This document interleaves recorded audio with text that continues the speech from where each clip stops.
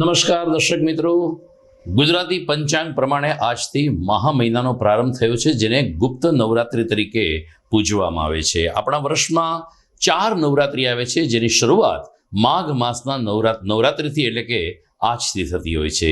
ત્યારે આવા નવરાત્રિના પ્રારંભે મા આદ્યશક્તિને યાદ કરીને જોઈએ આજના મુખ્ય સમાચાર. ગુજરાતના 182 વિધાનસભા મતક્ષેત્રમાં 1,31,454 આવાસનું લોકાર્પણ કરતા મોદી. લાભાર્થીઓ સાથે સંવાદ સાધી મોદીએ પરિવારના પૂછ્યા ખબર અંતર. જૂનાગઢ જિલ્લાની 5 વિધાનસભાની બેઠક ઉપર 1,712 PM આવાસોનું ખાતમુહૂર્ત અને લોકાર્પણ. ભાજપના આગેવાનોએ લાભાર્થીઓને કરી ચાવી અર્પણ. આ વર્ષના શિવરાત્રિના મેળાને મિની કુંભનો દરજ્જો આપવા ભાવિકોની માંગ. આપા ગીગાનું અન્નક્ષેત્ર 2 માર્ચથી 9 માર્ચ સુધી રહેશે કાર્યરત. મોરબી જિલ્લાના ટંકારા મુકામે મહર્ષિ દયાનંદ સરસ્વતીના 200મા જન્મોત્સવની ઉજવણી શરૂ. સમાપન પ્રસંગે રાષ્ટ્રપતિ દ્રૌપદી મુર્મુ રહેશે ખાસ હાજર. અને કેશોદના સોની બજારના એક વર્કશોપમાં લાગી ભીષણ આગ. કોઈ જાનહાનિ નહીં, પરંતુ માલમત્તાને વ્યાપક નુકસાન. આગ લાગવાનું કારણ શોધવા પોલીસની મથામણ. આ તમામ સમાચાર આપણે વિગતવાર જોઈએ તે પહેલા લઈએ એક બ્રેક.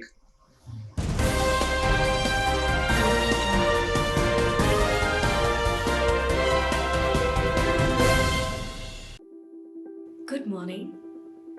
This is Junagadh.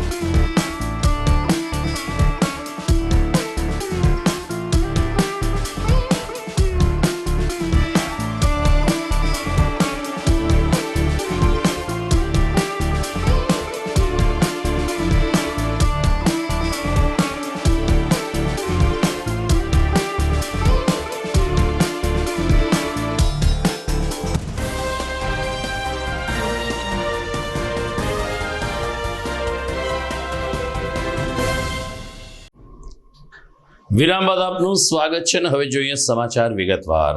લોકસભાની ચૂંટણીની જાહેરાત થઈ અને આચાર સંહિતા લાગુ પડે તે પહેલા વડાપ્રધાન નરેન્દ્ર મોદીએ આજે ગુજરાતની જનતા ઉપર પ્રચારનો માસ્ટર સ્ટ્રોક માર્યો છે. પીએમ મોદીએ આજે ગુજરાતની 182 વિધાનસભા મતક્ષેત્રની 1,31,454 આવાસનું લોકાર્પણ અને ખાતમુહૂર્ત વિધિમાં વર્ચ્યુઅલી ભાગ લીધો હતો. આજે સવારે 12 કલાકે વડાપ્રધાન નરેન્દ્ર મોદીએ ગુજરાતની જનતાને ઘરનું ઘર ભેટ આપતા તમામ લાભાર્થીઓ સાથે સંવાદ સાધ્યો હતો. એટલું જ નહીં, એમના પરિવારના ખબર અંતર પણ પૂછ્યા હતા. ગુજરાતમાં 1,31,454 આવાસ કે જેની કિંમત અંદાજે 2,993 કરોડ રૂપિયા જેવી થાય છે તેનું લોકાર્પણ કરતા વડાપ્રધાન મોદીએ કહ્યું કે ગુજરાતનો કોઈ પણ નાગરિક ઘર વિહોણો ન રહે તે જોવાનું અમારું સ્વપ્ન છે. દરેક વ્યક્તિનું સ્વપ્ન હોય છે કે પોતાને ઘરનું ઘર હોય. આ સ્વપ્ન સાકાર કરવા માટે મોદી સરકાર સજ્જ બની છે. ફરી એકવાર મોદી સરકારનું રણશીંગું ફૂંકતા વડાપ્રધાન નરેન્દ્ર મોદીએ આજે ગુજરાતની જનતા સાથે સંવાદ કર્યો હતો ને ઘરનું ઘર પ્રાપ્ત કરનાર લાભાર્થીઓને અભિનંદન પણ પાઠવ્યા હતા.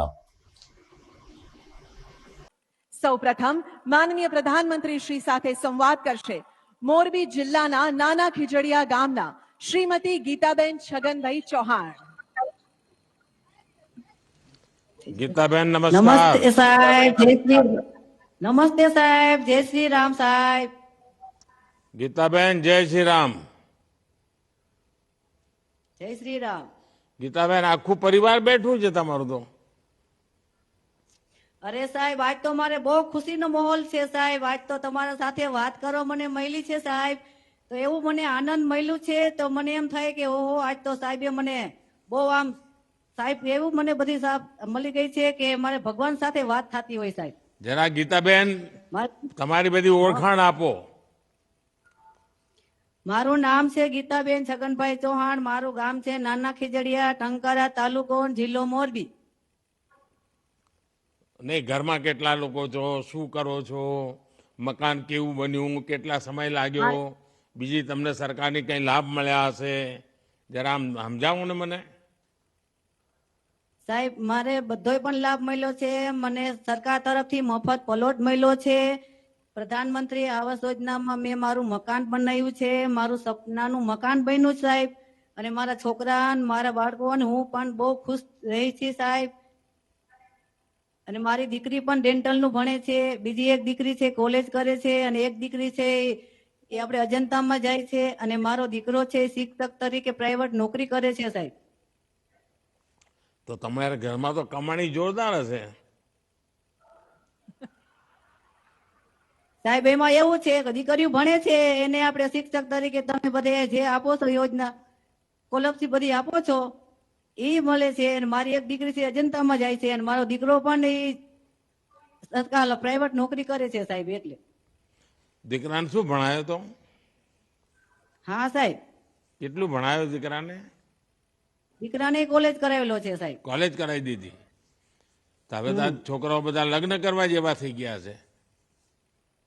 અરે સાહેબ, હવે તો મકાન તમે આપ્યું પછી તો બહુ માંગાઈ પણ સારા આવે છે સાહેબ. બહુ માણસો પણ સારા બોલાવે છે અમને. એમ એટલે તમને હવે તમારી બરાબર જેવું જોઈતું હશે એવું ઘર મળશે એવું લાગે છે મને. એટલે દીકરીઓ સુખી થશે.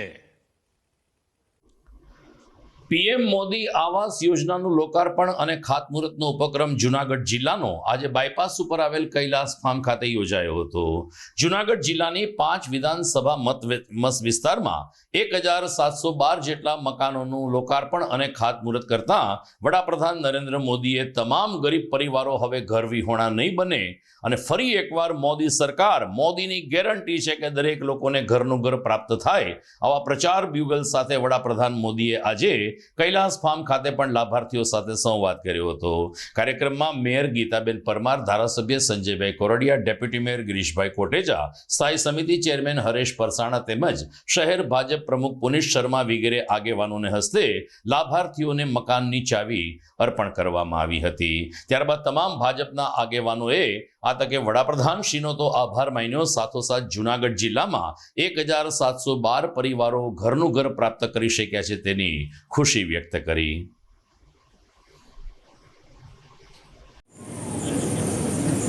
आज विकसित भारत, विकसित गुजरात एक बहुत बड़ा अभियान शुरू हो रहा है. और जैसा मुझे बताया गया, गुजरात की सभी 182 विधानसभा सीटों पर एक साथ गुजरात के हर कोने में लाखों लोग टेक्नोलॉजी के माध्यम से जुड़े हैं. विकसित गुजरात की यात्रा में आप सभी लोग इतने उत्साह से शामिल हुए हैं। मैं आप सभी का बहुत बहुत अभिनंदन करता हूं। अभी पिछले महीने ही मुझे वाइब्रेंट गुजरात समिट में आने का अवसर मिला था।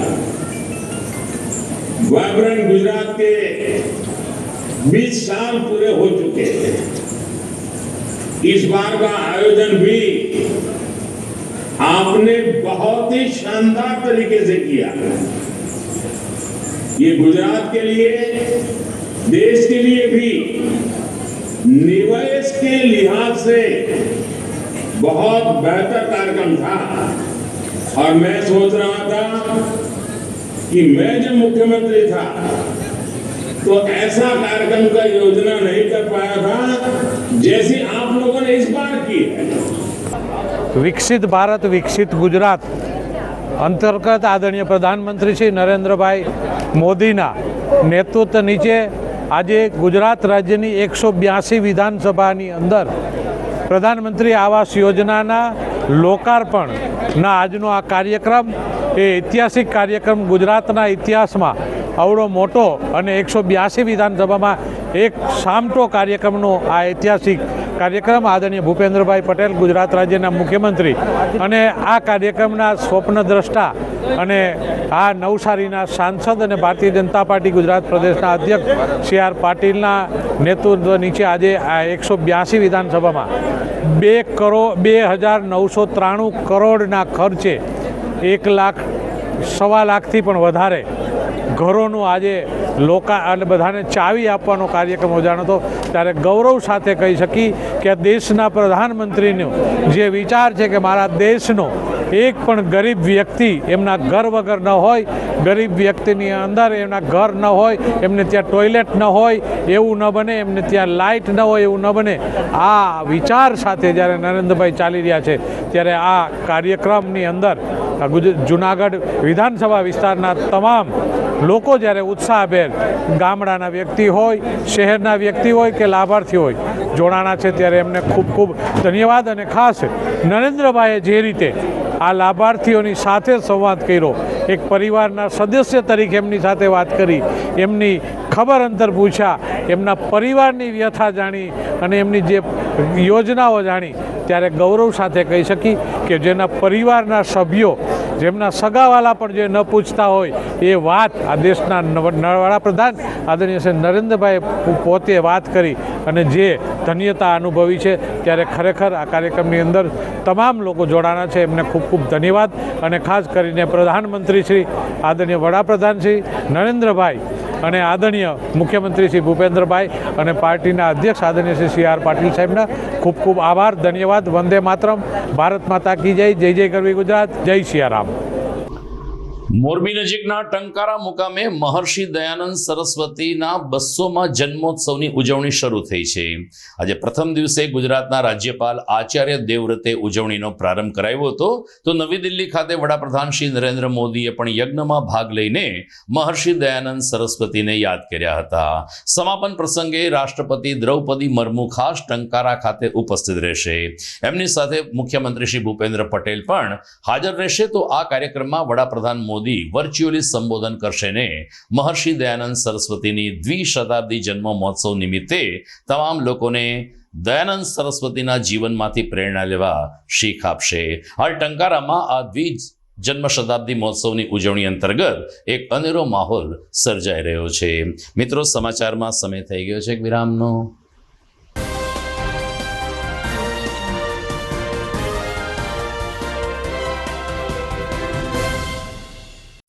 અભિનંદન વેવાઈ, એ આજનો દિવસ આપણા માટે ખૂબ શુભ છે કેમ કે તમારી દીકરી નિશા અને મારા દીકરા સંજુના લગ્નની તારીખ નક્કી થઈ ગઈ ને। હાજી હાજી પપ્પા, લગ્નની તારીખ તો નક્કી થઈ ગઈ, પણ લગ્ન માટેની જ્વેલરીઓ? સંજુ બેટા, તારા દાદાજીના વખતથી ચોકસી હીરાલાલ મકનજીની જૂની પેઢી છે ને એની સાથે આપણો વર્ષો જૂનો ઘરોબો છે જે અત્યારે જય ભવાની જ્વેલર્સના નામે ફેમસ છે બેટા। જય ભવાની જ્વેલર્સ મતલબ ચોકસી બજાર જુનાગઢ? તમે પણ જય ભવાની જ્વેલર્સ સાથે? અમે ભલે રાજકોટના હોઈએ પરંતુ જય ભવાની જ્વેલર્સ સાથે અમારો પરિવાર પણ વર્ષોથી સંકળાયેલો છે, જ્યાં છેતરાવાની કોઈ શક્યતા જ નથી. આને કહેવાય સોનામાં સુગંધ ભળી. વહુ બેટા, ચાલો આપણે સૌ જઈએ જય ભવાની જ્વેલર્સના શોરૂમ પર. તમે લોકો જઈ આવો, હું રસોઈ બનાવી રાખું. લક્ષ્મી, આપણા દીકરાના લગ્નમાં થોડા દાગીના તારા માટે થઈ જાય. હે ચાલો મમ્મી. ચાલો ચાલ બેટા.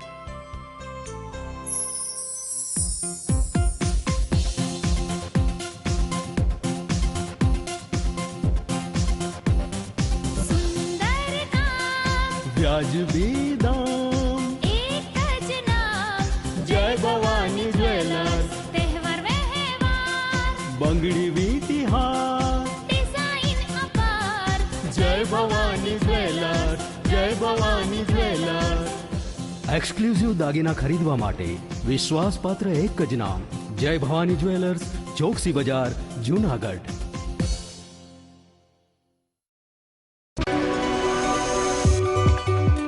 જૂનાગઢના યુવા ક્રિકેટ પ્રેમીઓ માટે આનંદના સમાચાર. જૂનાગઢમાં સૌ પ્રથમ વખત શરૂ થઈ ચૂક્યું છે box cricket. The fun Leo resorts and ક્લબના ભવ્ય ટેરેસ ઉપર બોક્સ ક્રિકેટ.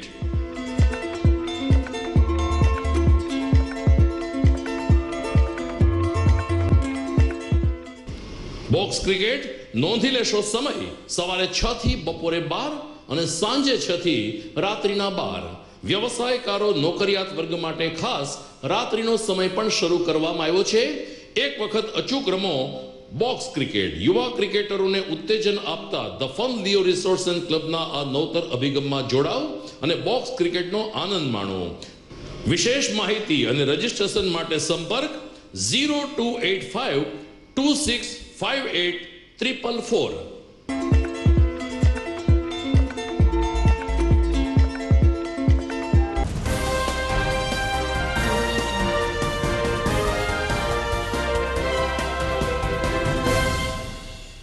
વિરામ બાદ આપનું પુનઃ સ્વાગત છે. જૂનાગઢમાં વોકળા ઉપર ગેરકાયદેસર બાંધકામનું ભૂત હજુ ધણધણી રહ્યું છે. ત્યાં જ ફરીથી એકવાર ઝાંસીની રાણી સર્કલ પાસે બનાવવામાં આવેલ પેરી પ્લાઝામાં પણ ગેરરીતિ થઈ હોવાનો આક્ષેપ ઉઠતા મહાનગરપાલિકામાં હલચલ મચી ગઈ છે. માહિતી અધિકાર કાયદા હેઠળ રાકેશ ગોવિંદભાઈ દવ નામના એક અરજદારે જે તે વખતે મ્યુનિસિપલ કમિશનર અને જિલ્લા કલેક્ટરને પેરી પ્લાઝાનું બાંધકામ ગેરકાયદેસર છે અને વોકળા ઉપર થયું છે તે પ્રકારની અરજી આપી હતી. અને એ અન્વયે જૂનાગઢના નાયબ કમિશનર જયેશ વાજા, પૂર્વ નગર ઇજનેર લલિત વાઢેર, ચીફ સર્વેયર મનોજ પંડ્યા અને દબાણ હટાવ અધિકારી ભરત ડોડિયા સામે તપાસ કરવાની માંગ કરી હતી. પરંતુ સ્થાનિક સત્તાધીશો દ્વારા આંખ આડા કાન કરાતા અંતે રાકેશ દવે કોર્ટના દ્વાર ખટખટાવ્યા છે. ત્યારે ન્યાયતંત્રએ આ બાબતે ગંભીર બનીને રાકેશ દવની અરજી ઉપર કડકમાં કડક હાથે કામ લેવા પોલીસને પણ તાકીદ કરી છે અને સત્તાધીશોનો પણ કાન આંબળ્યો છે. જૂનાગઢમાં 5મી માર્ચથી મહાશિવરાત્રિનો મેળો શરૂ થવા જઈ રહ્યો છે. પરંતુ આ મેળો આ વર્ષે મિની કુંભ મેળા તરીકે ઉજવાય તેવી માગણી ભાવિક ગણમાંથી ઉઠી છે. આપા ગીગાની જગ્યાના નરેન્દ્ર બાપુએ ગઈકાલે મધુરમ સ્થિત શ્યામવાડી ખાતે પત્રકાર પરિષદ અને સ્વયંસેવકો સાથે બેઠક કરી હતી. નરેન્દ્ર બાપુનું કહેવું છે કે 5 વર્ષ પહેલા તત્કાલીન મુખ્યમંત્રી શ્રી વિજય રૂપાણીએ ભવનાથના મેળાને દર 5 વર્ષે મિની કુંભ તરીકે ઉજવવામાં આવશે તેવી જાહેરાત કરી હતી. આ જાહેરાતને 5 વર્ષ પૂરા થઈ રહ્યા છે ત્યારે આ વર્ષે આ ભવનાથના ધર્મ મેળાને મિની કુંભનો દરજ્જો આપવામાં આવે તેવી માંગ કરવામાં આવી છે. બીજી તરફ નરેન્દ્ર બાપુએ કહ્યું કે 18મી ફેબ્રુઆરીએ શામજી બાપુની પુણ્યતિથિ અને આપા ગીગાનું અન્નક્ષેત્ર 2 માર્ચથી 9 માર્ચ સુધી કાર્યરત રહેશે. ભાવિકોને પ્રસાદ ગ્રહણ કરવા અને સ્વયંસેવકોને ખૂબ જ ખંતથી કામ કરવા નરેન્દ્ર બાપુએ અનુરોધ કર્યો છે. મહાશિવરાત્રિના મેળાની અંદર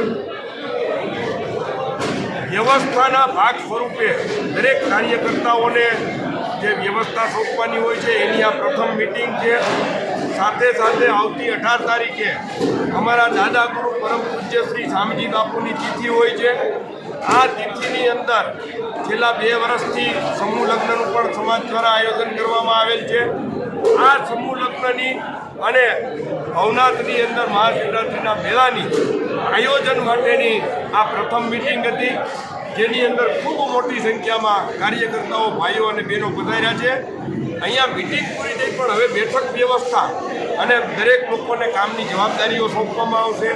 ત્યાં લોકો અમારો 2 તારીખથી મેળો 2/3/2024 અને શુક્રવારથી મેળો ચાલુ થઈ જશે.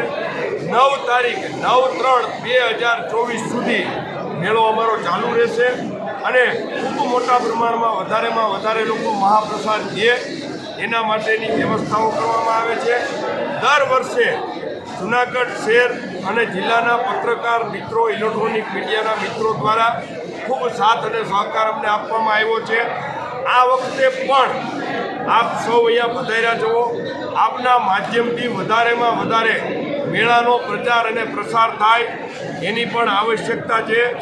સાથે સાથે આપના માધ્યમથી એક વસ્તુ હું કહેવા માગું છું કે ગયા 5 વર્ષ પહેલાં ગુજરાત સરકાર દ્વારા ભવનાથના મેળાને દર 5 વર્ષે અર્ધકુંભનો દરજ્જો આપવાની વાત કરવામાં આવી હતી, જેનો ઠરાવ થયેલો છે, જેનું ભંડોળ પણ દર 5 વર્ષે આવે છે.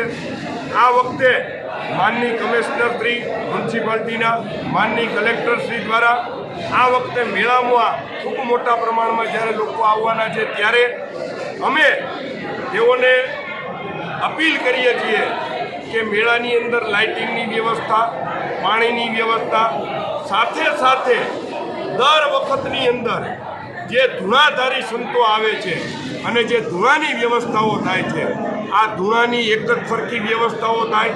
અત્યારે હજી ખૂબ સમય છે. ધૂણા એક જ માપના બધાયના થાય. ઉપરની જે છાજલીઓ છે એ પણ એક થાય. તોરણ છે એ પણ એક પ્રકારનું થાય. તો આની માટે સરકારશ્રી દ્વારા જ્યારે અર્ધકુંભ 5 વર્ષ પૂર્ણ થયા છે તો એની પણ વ્યવસ્થા થાય. કમિશનરશ્રી અને કલેક્ટરશ્રી દ્વારા, પોલીસ દ્વારા ખૂબ સારા આયોજનો કરવામાં આવે છે. ખૂબ સારી રીતે મેળો પાર પાડવામાં આવે છે. પણ આ વખતે કંઈ વિશેષ વ્યવસ્થાઓ થાય એવી અમારી શ્રદ્ધા અને આસ્થા. તો બીજી તરફ મહાશિવરાત્રિના મેળા માટે જાણીતા અગ્રણી યોગીભાઈ પઢિયારે જિલ્લા કલેક્ટરને એક પત્ર પાઠવીને કેટલાક મહત્વના સૂચન કર્યા છે, જેમાં અન્ન ક્ષેત્રોને ઉતારા રાવટીને કોઈ તકલીફ ન થાય, વન વિભાગ દ્વારા ખોટી કનડગત ન થાય, તમામ ઉતારાને અન્ન ક્ષેત્રમાં સફાઈ વેરો લાગુ કરવામાં ના આવે. એટલું જ નહીં, જૂનાગઢ બસ સ્ટેન્ડથી ભવનાથ સુધી બસનું પરિવહન કરવામાં આવે જેટલા રચનાત્મક સૂચનો સાથે યોગીભાઈ પઢિયારે જિલ્લા કલેક્ટરને મેળાના સુચારુ આયોજન માટે એક પત્ર પાઠવ્યો છે. શું સૂચનો કર્યા છે, આવો સાંભળીએ યોગીભાઈ પઢિયાર પાસેથી.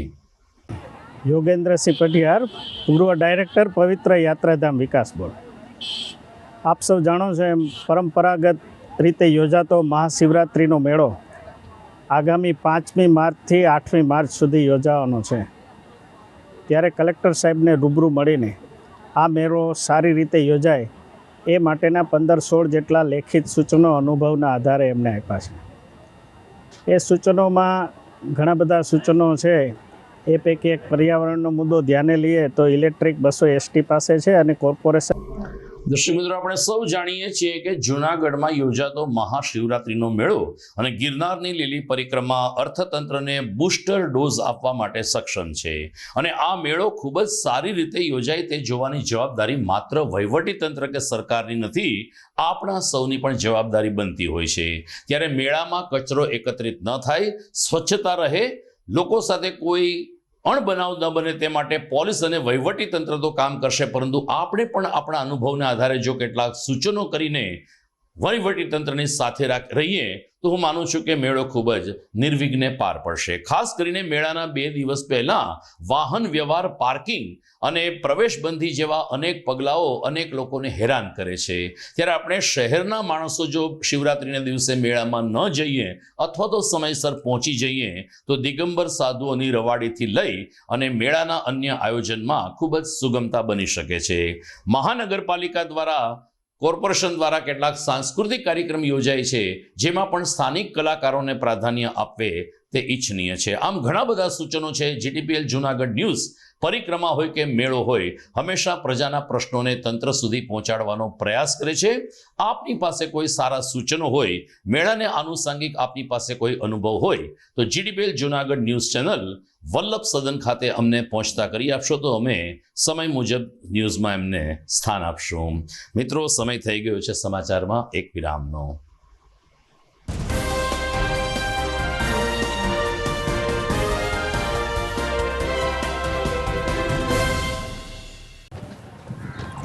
ઘર લગ્ન માટે તૈયાર છે, બસ તારા આવવાની રાહ જોઈ રહ્યો છું. નવું ફર્નિચર, નવું ટીવી, નવો કેબલ.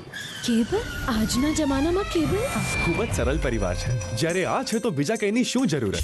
જ્યારે આ છે તો બીજા કંઈની શું જરૂરત છે? GTPL ઓફર કરે છે HD પિક્ચર ક્વોલિટી અને GTPL ની 24/7 ગ્રાહક સપોર્ટ. આ તે જમાનાનું નહીં, આ જમાનાનું કનેક્શન છે. કાલે લગન કરી લઈએ.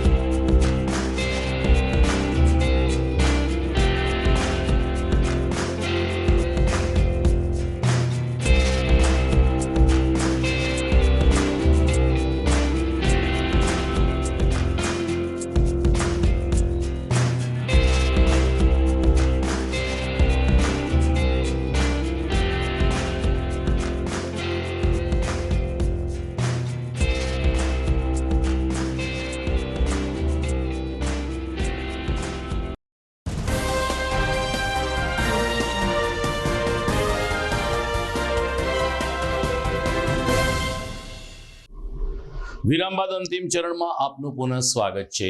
જૂનાગઢ માર્કેટિંગ યાર્ડમાં હાલ તુવેરની મબલક આવક ચાલુ રહી છે.